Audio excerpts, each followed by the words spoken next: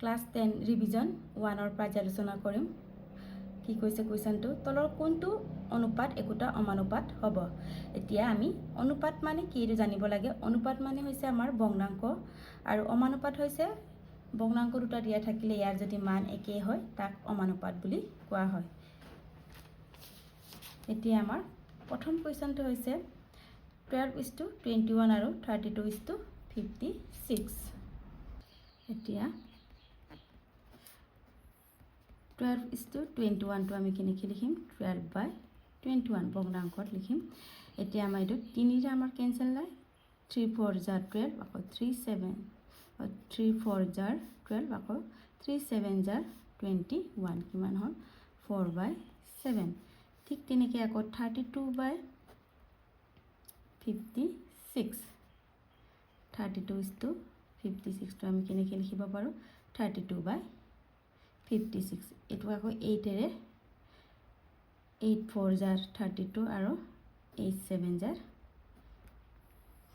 56 4/7 এতিয়া সো আমাৰ 12:21 ত কিমান পালো 4/7 আকৌ 32:47 ত কিমান পালো আমি 4/7 মানে এই দুটা মান একে হ'ল আৰু একে হলে আমাৰ অনুপাত দুটা যদি একে হয় তেতিয়া কি হয় আমাৰ এটো অমানুপাত হয় এতিয়া নেক্সট প্ৰশ্নটো চোৱা এতিয়া 18:30 আৰু 14:21 এতিয়া 18:30 equal to 18/30 আমি এটো 6 ৰে কেনসেল কৰিব পাৰো 6 3 jar 18 6 5 jar 33/5 14:21 টো আকৌ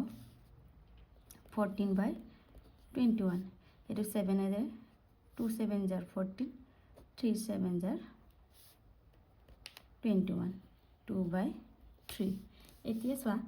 এটো মান আৰু এটো মান আমাৰ একে নহয় আৰু একে নহলে আমাৰ কি হবে এটো ভগ্নাংক দুটা যদি একে নহয় তেতিয়া আমি কি লিখিম অমানুপাত নহয় এতিয়া আকৌ সি টু চোৱা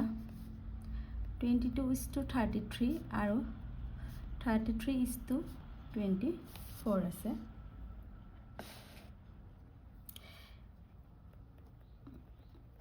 22:33 equal to 22/33 এতিয়া আমাৰ এটো 11 2 jar 22 আকৌ 11 3 jar 33 2/3 হ'ল ঠিক তেনে আকৌ 33:24 টো আমি 33/24 তেনেলে 3 ৰে কইলে 11 3 11 jar 33 আকৌ 3 8 jar 24 11/8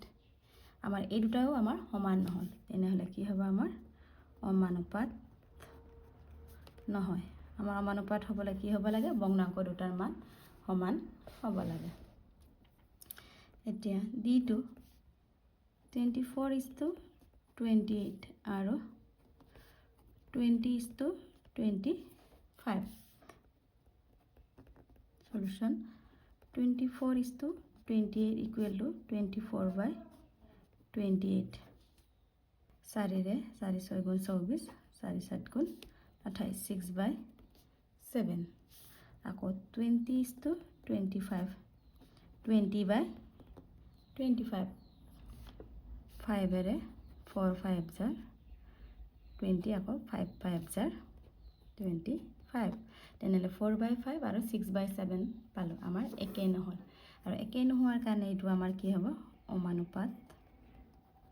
নহয়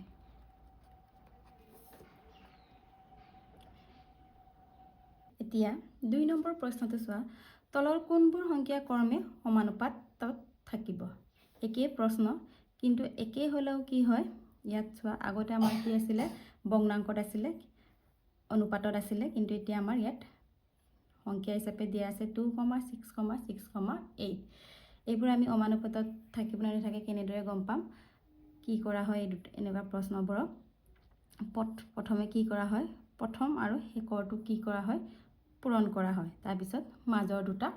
পূৰণ কৰা হয় যদি প্ৰথম আৰু শেষৰটো পূৰণ কৰি মাজৰ দুটাও পূৰণ কৰি যদি একেই মান পোৱা হয় তেতিয়া কি হ'ব এইটো সমানুপাতত থাকে এতিয়া চাওঁ মই কেনেকৈ কৰিম চোৱা 2 এৰ 2,6,6,8 এইটো সমানুপাতত থাকে বুলি কেনেকৈ দেখাবা প্ৰথমে ফাৰ্ষ্ট আৰু লাষ্টৰটো পূৰণ কৰিবা 2 × 8 কিমান হ'ল 16 আকৌ মাজৰ দুটা পূৰণ কৰিবা 6 6 * 36 একে হৈছে নে একে হোৱা নাই নহ'লে কি হ'ব এইটো একে নহ'লে কৰ্মে সমানুপাতত নাই যদি একেই হয় কৰ্মে সমানুপাতত থাকিব বুলি লিখিলে হয় এতিয়া নেক্সট বিটো 10, 20, 30, 60 প্ৰথমে কি কৈছিলোঁ প্ৰথম আৰু শেষৰটো 10 × 60 কিমান হ'ল 600 আকৌ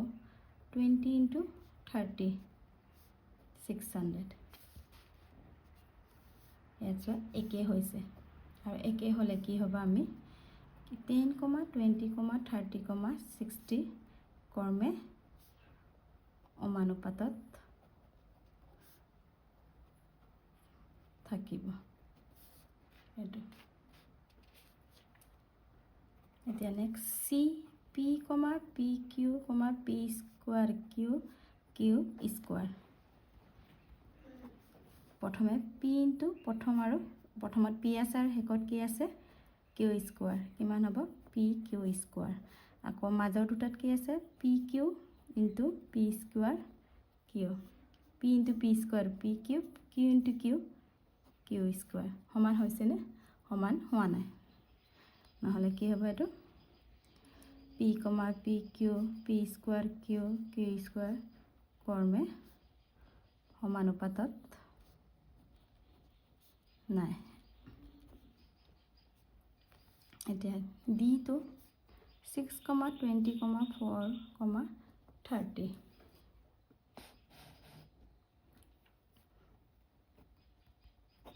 এতিয়া প্ৰথমটো 6 শেষৰটো 30 6 × 30 180 আকৌ 20 মাজৰ দুটা 20 × 4 কিমান হ'ব 80 একে হোৱা নাই এইকাৰণে কি হ'ব একে নথকাৰ কাৰণে কৰ্মে সমানুপাতত নাই এনেধৰণৰ প্ৰশ্নবোৰ এনেকৈ কৰিব লাগে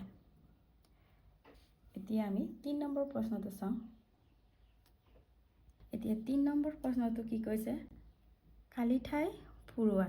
বৃত্তৰ কালি a = πr² যদি a বাঢ়ে তেন্তে r কি হ'ব যদি r কমে তেন্তে a কি হ'ব চোৱা তোমালোকক মই ছবি আকাৰে বুজাই দিছোঁ 3 নম্বৰ প্ৰশ্নটো তা বৃত্ত বুলি ক'লে আমি গম পাওঁ এইটো আমাৰ বৃত্ত এইটো আমাৰ কেন্দ্ৰ আৰু এইটো এই ৰেখাখণ্ডটোক আমি কি বুলি কওঁ ব্যাসাৰ্ধ আৰু এইটোক আমি আৰেৰে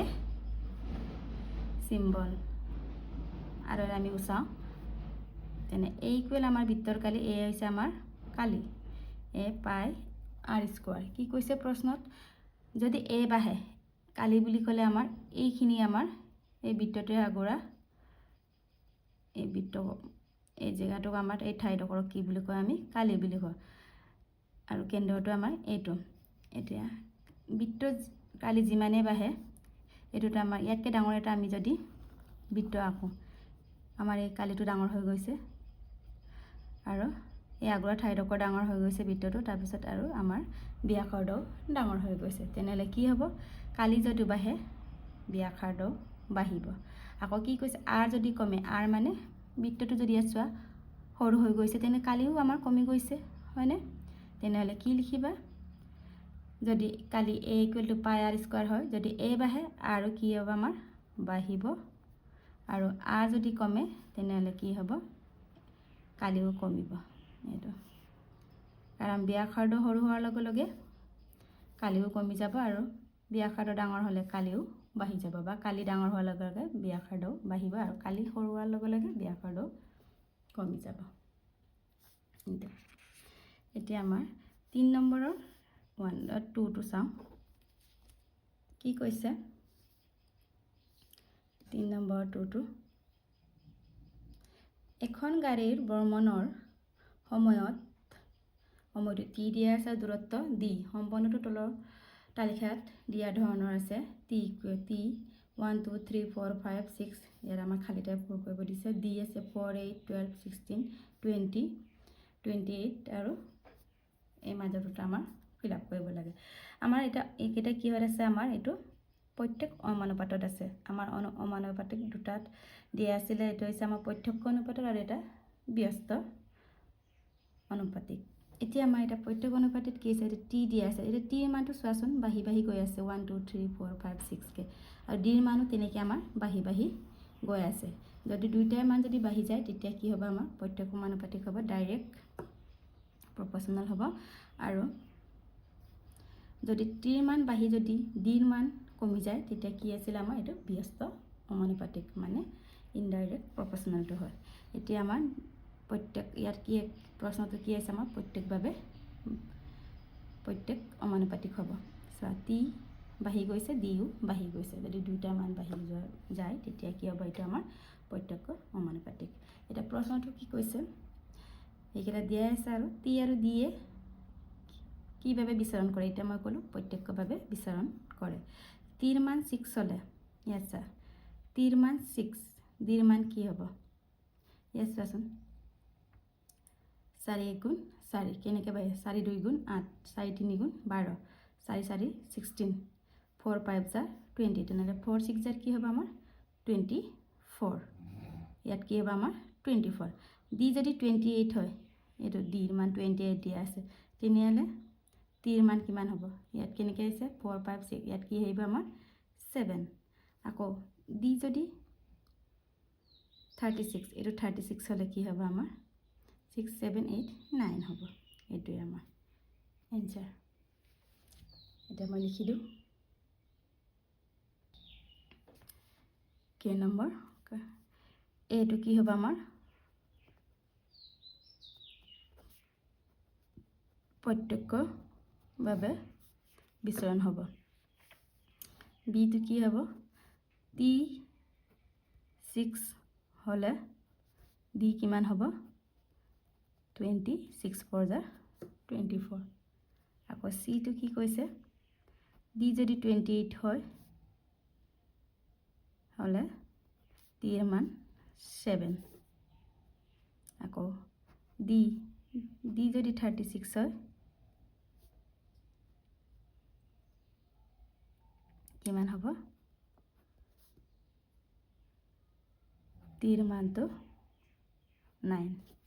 কারণ 9 4 যা 36 এটো এতিয়া 4 নম্বৰটো কি কৈছে এতিয়া 4 নম্বৰ প্ৰশ্নটো কি কৈছে যদি p proportional to q আৰু p equal 6 q equal 30 এতিয়া p যদি 2 হয় তেন্তে q ৰ মান কিমান হ'ব অপচনত দিয়া আছে 12 b ত আছে 20 c 10 আৰু d 15 এই চাৰিটাৰ কি হয় দেখাব লাগে এতিয়া কি দিয়া আছে p proportional to q তোমালোকে চাগে এটো আগৰ ক্লাছত পাইছে এনেকৈ যদি থাকে p equal to এই proportional চিনটো ট্ৰাই ইকুৱেল যদি কৰে ইয়াত ধ্ৰুবগৰাকী k লিখা হয় k মানে আছে আমাৰ ধ্ৰুবগৰাকী কনস্ট্যান্ট ভ্যালু এটো আৰু p by q equal to আমি k q টো এফালে আনা হয় এনেদৰে লিখা হয় আৰু p ৰ মান কিমান দিয়া আছে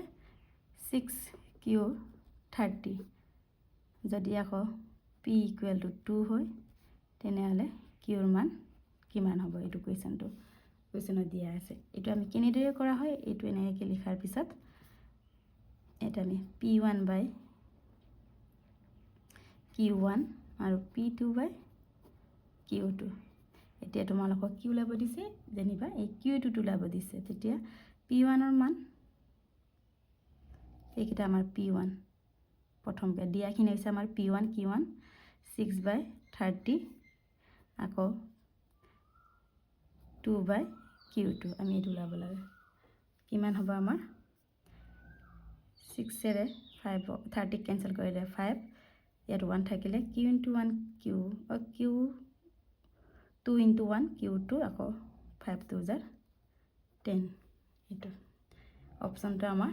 10 বা তোমালোকে বেলেগ ধৰণে ওলাব পাৰা এতিয়া p = 6 দিয়া আছে q = 30 এতিয়া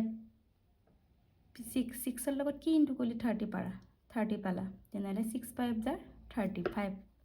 তেনেহলে 2 ৰ লগত 5 এটা ইনটু কৰিলে 2 5 জাৰ 10 তেনেকৈ q ৰ মান কি ওলাব 10 তেনেকৈ তোমালোকে ওলাব পাৰা নেক্সট 5 নম্বৰ প্ৰশ্নটো চোৱা তলৰ তালিকাখন খালী ঠাইত y ৰ মান উলিয়া এইটো আমাৰ ব্যস্ত সমানুপাতত আছে কেনেকৈ গম পাম ব্যস্ত x ৰ মান চোৱা 1 2 4 8 বাঢ়ি গৈছে কিন্তু y ৰ মানটো চোৱা 32 16 8 কমি গৈছে এটাৰ মান বাঢ়ি গৈছে আনটোৰ মান কমি গৈছে যদি তেনেকৈ হয় তেনেহলে কি হ'ব এইটো ব্যস্ত সমানুপাতিক হ'ব ইয়াৰ অপচন দিয়া আছে 8 6 4 2 কি হ'ব চোৱা এইটো 1 হৈছে 1 হলে কি হয় y ৰ মান 32 আৰু 2 হলে 16 কিনে কৈছে 2 ৰে 32 হৰণ কৰিলে আমাৰ 16 ইয়াত 4 আছে 4 ৰে 32 হৰণ কৰিলে ডিভাইড কৰিলে কিমান হৈছে 8 ঠিক তেনেদৰে 8 ৰে 32 ডিভাইড কৰি দিয়া কিমান হ'ব 8 4 জাৰ 32 মানে 4 অপচন সি টো আহিব গম পাইছনে কি কৰা হৈছে 1 ৰে 32 হৰণ কৰিলে 32 হল 2 ৰে 32 হৰণ কৰিলে 16 4 ৰে 32 ডিভাইড কৰিলে 8 হল আৰু 8 ৰে 32 ডিভাইড কৰিলে কিমান হয় 4 তেনেকৈ কৰা হয় তেনেহলে অপচনটো কি হয় আমাৰ সি এইটোৱে আমাৰ এনসাৰ আজি আমি ৰিভিজন 1 টো কমপ্লিট কৰিলো তোমালোকে ভালকৈ চাই লোৱা কিবা ডাউট থাকিলে কমেন্ট বক্সত কমেন্ট কৰি দিবা আমি নেক্সট ৰিভিজন 2 টো আলোচনা কৰিম